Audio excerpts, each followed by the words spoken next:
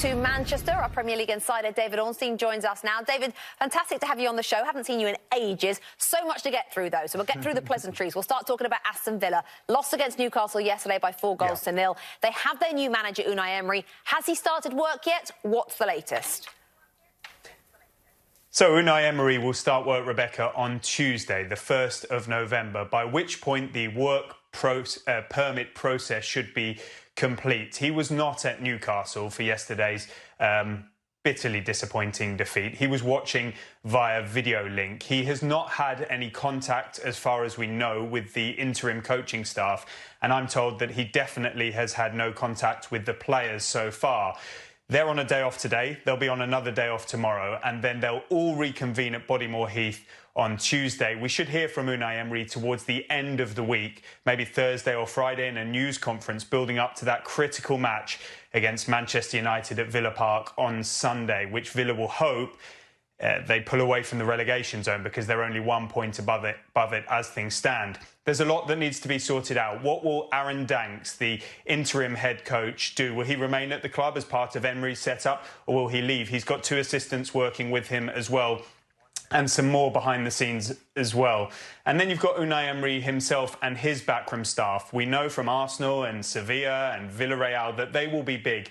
He'll bring in some trusted assistants. He'll bring in data analysts, video experts. He'll bring in a goalkeeping coach, I'm sure.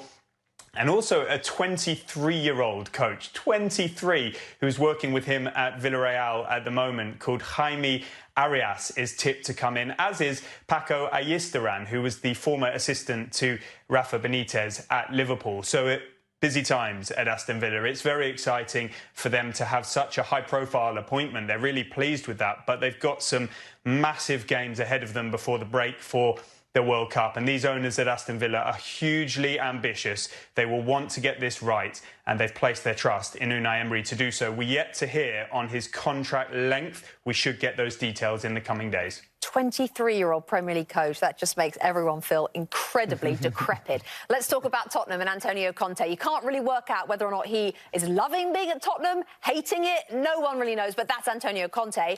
What's the contract situation with him?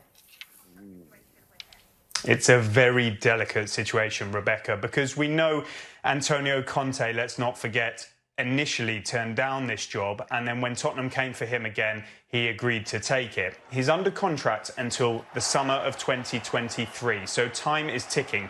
Tottenham do have an option on that, but let's not kid ourselves. It will be the decision for Conte if he wants to continue or not.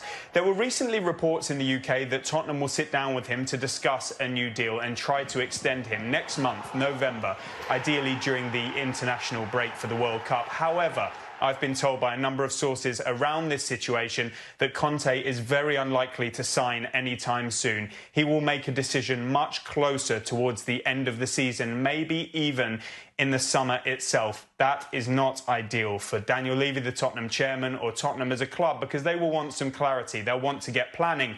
But on the other hand, Antonio Conte will want to know the direction of travel for his team.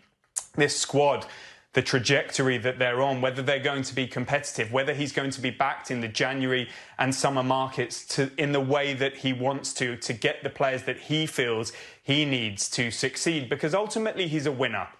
We've seen previously in his career, he doesn't tend to build projects, he tends to finish them off. Can they do that at Tottenham? If he feels they can and they go on together, then fair play to them. There's also the looming situation of Harry Kane. He is out of contract in 2024. No suggestion of a new deal yet. Will he stay? Will he be sold? Will he wait to leave as a Bosman in 2024?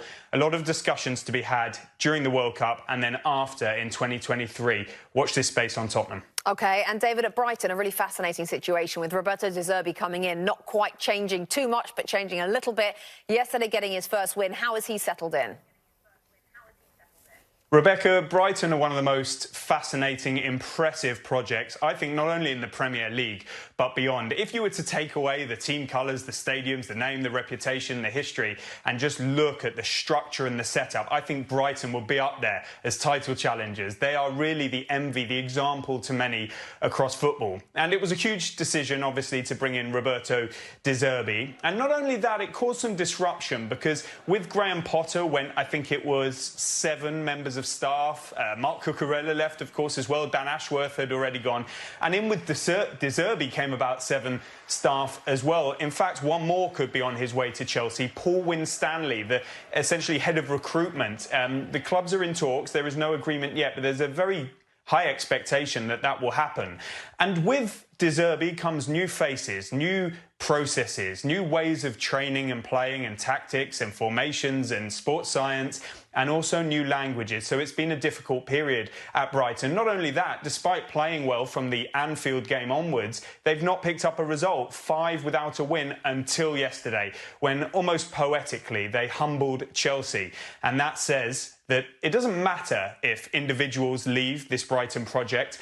The collective continues. That collective is led by Tony Bloom, the owner, by Paul Barber, the chief executive, a really impressive board of directors there. So many good people behind the scenes. It's a very happy place. They're doing well financially, and they seem to be competitive too. So from their perspective, long may this continue. And they will hope under De Zerbi as well, who I think would like to do a bit of activity in the January transfer window and lead Brighton to a productive season. Hi there, I'm Rebecca Lowe, studio host for NBC's coverage of the Premier League. Don't forget to hit subscribe to watch more videos all season long. For even more Premier League content, from original series to live matches, head over to Peacock and be sure to tune in for Premier League mornings every weekend on USA Network and on Peacock. We will see you over there.